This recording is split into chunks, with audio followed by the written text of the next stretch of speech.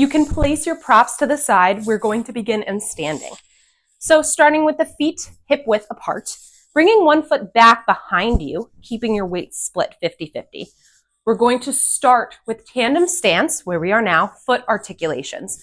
Back heel is going to start to raise up and off of the mat as you push into the ball of your foot, and then control to lower the heel back down. So we're shifting the weight slightly forward, but maintain 50% of your weight in that back leg. Heel comes off the mat, and then slow to lower down. Good, pushing through the ball of your foot, getting length in the spine as you stay here, and lower the heel back down. Pushing forward and lowering back down.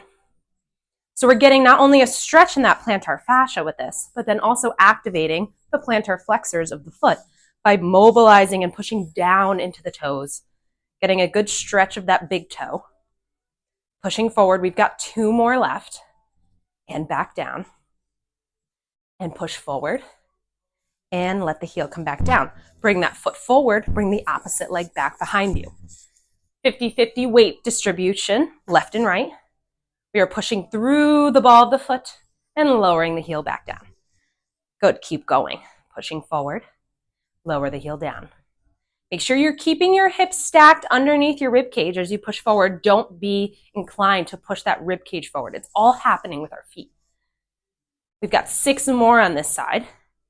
I really like this exercise too before a run to really warm up the bottoms of my feet. And it's also great for this exercise today. We've got 3 more left. And down, pushing forward and down and forward. Place the heel down, 1 more. And bring your feet back to center. We're going to bring one leg back once again to work out the front of the ankle. So tandem stance again, 50-50 weight distribution. Hover the front leg's toes up off the mat, and then bring the ball of the foot up, and then place the ball of the foot back down and spread the toes wide on the mat. Toes lift, ball of the foot comes off, ball of the foot comes back down, toes spread wide. So we're doing anterior tibialis work here, still shifting that weight 50-50. So make sure there is some type of resistance with this. Keeping the weight forward, toes come up, ball of the foot is raised, ball of the foot comes down, spread the toes wide. Good, we're going to do another 4 of these. Working at your own pace, keeping again your hips stacked with your rib cage, focusing on the footwork with this, spreading the toes wide. Good, 2 more. I might have thrown in an extra one just for good measure. And we're going to switch feet, bring the opposite foot forward, and bring the other back. Good, starting with hovering the toes up, ball of the foot raises, ball of the foot down, spread the toes wide. Again, raising up and back down. I feel like this one's harder for me. You might notice the same with you. I'm getting that sensation of shaking as I raise the ball of the foot up and off the mat. So what that tells me is I might have a little bit of an uneven ratio between my posterior muscles and my anterior. And up, pushing the ball of the foot down, spread the toes wide. We've got 3 more on this side. Raising up to push back down. Raising up, make sure you're still dissociating between the toes and the ball of the foot. Let's do 1 more. Good, and place the foot back down. Grab onto your exercise ball. We're going to do posterior tib heel raises. So by putting the ball between the middle of your ankles, right? So I've got it right between the back edge of my foot. This is starting to engage more of those inner ankle muscles as we push into the ball of our feet and raise the toes, the heels up and off the mat. And lower the heels back down. So a little different from our traditional heel raises. We're adding in extra muscle activation. Raising the heels up to lower back down. Raising the heels up to lower back down. Good, slow and controlled. Core pulled up and in. Very similar to our Pilates standing exercise, where we're in that proud stance, keeping the chest forward. Core pulled up and in. Growing so tall as you start to hover the heels up that you just feel like the length in your spine is getting you there. And lower back down. Still pushing in on that ball. And lower. Let's do 1 more. And lower. You can get rid of your ball we're going to talk about doming of the foot. Doming is the act of trying to almost shorten the bed of the foot by bringing the big toe closer to your heel, engaging through the arch, right? So if you think about seeing an engaged arch compared to a collapsing arch, right? With doming, we are exaggerating that lifted arch without scrunching the toes. So first, just try doming on each foot in standing. Try it with me. So imagine your foot somehow shrinking as you're bringing your big toe closer towards your heel, and relax. Lifting up through the arch and hold it. Keep the toes lengthened and relax. Good. Keep doming with me. Hold for 3, 2, 1. Relax. Again, hold for 3, 2, 1. Relax. You might be thinking I'm crazy thinking of the act of doming. If you've never seen this before, I suggest you looking up online by a PT or another trained medical professional about what doming is, or even a Pilates instructor who's really familiar with footwork. Lifting up through the foot and lowering back down. Lifting up through the foot and lower. We're going to grab onto the resistance band. If you have a loop, this is a really great thing to use around the feet. If you don't have a loop, put it underneath the balls of your feet so that there's resistance as you widen out the feet away from each other. I'm going to place my loop around my feet and then move my feet out a little wider than hip width apart. We're going to still do our doming work, holding the dome as we lower to a squat position and then push back up. Lowering to a squat as you hold your dome, lifting up through the arch and push back up. Knees are tracking over the feet in line, straight and narrow, and lower with the dome, push up to stand. Good. Keep doming as you squat. We've got 5 more. So we're stacking on the footwork with some more bigger body motions and squat to stand to try to challenge these intrinsics or these deep muscles in the feet. Lower to stand. 2 more and up and lower. We're going to transition to our mat work next so you can get rid of your band and come to a seated position on your mat. For our mat work, we're going to start in a hook seated position, so knees are bent and feet are flat. Arms can go out to the sides to support you. We're going to begin with an exercise called piano toes. So if you know what this exercise, you know this is a big challenge for your toe muscles. We're going to try to hover just the big toe up and off of the mat, and then bring the little toes up to meet it, and then lower the big toe down and bring the little toes down to meet it. Big toe, little, big toe, little. Good. Hovering them up and off the mat and lowering back down. Big toe comes up and little toes meet it. Big toe comes down, little toes meet it. If you can't dissociate the big toes from the little, what you can do is just hover just the toes up and off the mat and then lower back down. But throw in a couple trials of moving one at a time because it is a good brain challenge and foot muscle challenge. Little and big, big and little. Good. We're going to do 3 more sets of our piano toes, and then we'll transition into a bridge position. Good. And when you're done here, you can meet me on your back. Keep your knees bent and your feet flat on the mat. We're going to start with bridges, adding in heel raises. So as you hover your hips up and off the mat, engaging your abdominals first, and then pushing through the feet to hover up, you're going to begin heel raises in a bridge position.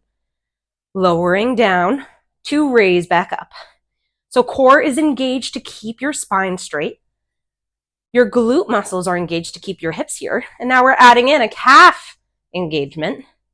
We've got a lot of posterior chain work here. So all the muscles in the back of the legs are firing to keep us here. Good. We've got 4 more here. Hovering the heels up and control back down. Up, 2 lower, up, 2 lower, up, 2 lower. Let's do 1 more. Raise, 2 lower. Stay in a bridge. We're going to transition to toe raises. Toes come up, ball of the foot comes up.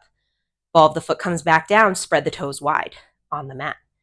Toes, ball of the foot, and ball of the foot, toe spread wide. Good. Raising up, lowering down. Make sure you're separating toes from ball of the foot so that we're really focusing on foot articulation. Raising, 2 lower, raise, 2 lower, check in that your core is still engaged, your glutes are holding your hips up. We've got 3 more, hovering up, feeling the front of that ankle starting to get fatigued. Good, 1 more, toes, ball of the foot. Lower the feet all the way down and lower the hips down. Give yourself a big hug, knees to chest. Massaging the spine back and forth. Placing the hands underneath your knee creases to rock up back to a seated position. You can grab on to your resistance band. We're going to work on the inner and outer ankle muscles. So to start, I'm going to put the band around my right foot. This is the foot I'm focusing on currently on strengthening. I'm going to cross the left leg in between to get an anchor on that resistance band out to the side. We're working on ankle eversion first. So now with that band pulling the foot in, I'm going to activate the out of my ankle to resist it and bring it back to midline. Bring the foot out to the side. So I'm in long seated right now and the legs are straight in front of me. I'm working on dorsiflexors of the foot and everters by bringing the foot out to the side. Band is pulling me in. You are pushing the foot out. Relax. Push the foot out and in. My feet are about hip width apart, and I'm using my hand as an extra anchor to pull that band away. Good, we've got 5 more. If you have a different band setup and it's a shorter loop, you might not need to anchor it with your hand, and the foot's enough. Good, let's do 2 more. Transitioning to inverters, we're going to unwind the band, cross the left foot over the top of the right leg. Now the band is pulling out this way. I've still got my hand guard anchoring it down. Now I'm pulling the band into eversion. I'm going to wake up the inner feet muscles by pushing the foot in against it. Good. Keep going. We're going to do another 8. This is 3. Resisting for about 2 seconds and then releasing. Pushing in and out, in and out. Good, we've got 3 more. Good, and in, out. Unravel the foot, let's switch to the left side. Band's gonna go around the left ankle. Pull the band taut, get the right foot in as an anchor, and hold on to it with the other leg, with the other arm. Now we're going to start to evert the left leg, bringing the toes out to the side and then back to midline. Foot goes out and comes back in. Foot goes out and back in. Again, my legs are about hip width apart if you can't see me with that lovely sunlight. And in, out, and in, out. I'm sitting up really nice and tall as I do this exercise. So I am using my abdominals in this long seated position. Out and in, feeling that outer ankle starting to get super warm. 2 more. And now you can release the band, cross the right leg in front, get a nice anchor to work on the inverters. Bringing the foot in towards midline for 1. And I can get a better anchor. There we go. 2, 3,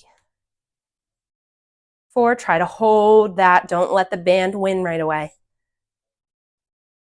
Good. We've got 5 more. 5, 4, 3, 2, and 1. Good. You can release the bands from your feet.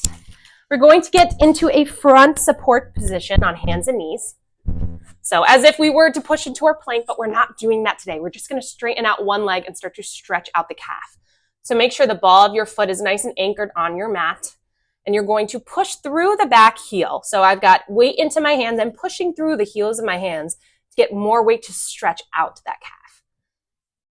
And this is also great for stretching out those toes. And as you're moving back and forth, you can decide to just stay in this stretch for a couple seconds to really make a difference in that calf muscle. Let's stay here for about 15. This should feel really good on the back of that calf muscle. If you're not feeling a stretch, you might need to get into a lunge position to get this a little bit more aggressive.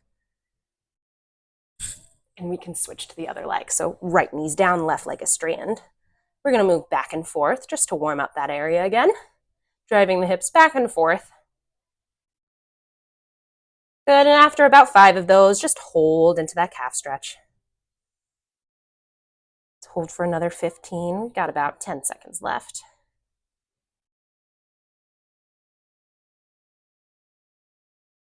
Good, and you can lower the knees down. We're going to stretch out the front of our ankles by coming into what we call a short seated position. We're going to grab onto just one knee and lift it up off the mat, just about a 45-degree angle, just to stretch out that anterior tibialis. So my weight is shifted over to the left hip, and I'm bringing both hands in front of the right knee. Pulling the knee up and off the mat, you should feel a good stretch through the front of that shin. Another 5 seconds here, and we'll switch on over to the other side.